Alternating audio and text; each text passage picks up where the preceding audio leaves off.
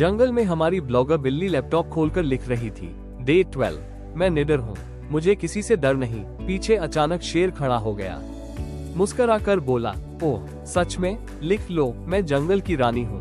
देखते हैं कितनी देर रानी रहती हो।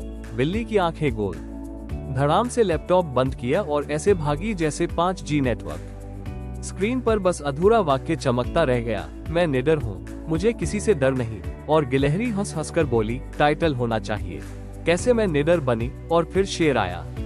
शेर भी ठहाका मारकर बोला, और उसका स्पीड रन।